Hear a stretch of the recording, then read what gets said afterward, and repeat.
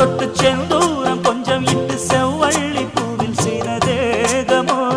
மலையோடு தோள்கள் வாங்கி மதையானி தேகம் வாங்கி பொலிவான தோற்றம் உண்டன் தோற்றமோ குற்றால சாரலுக்கும் கொடைக்கானல் தூரலுக்கும் இல்லாத சுகம் உந்தன் வார்த்தையோ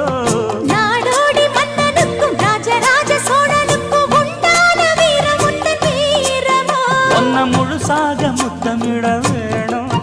உன்ன முழம் போட்டு அள்ளிக்கொள்ள வேணும் என் குல வாழையே இலை போடவா ஏதின்னும் தாமதம் அடி நீ நான் பொண்ணு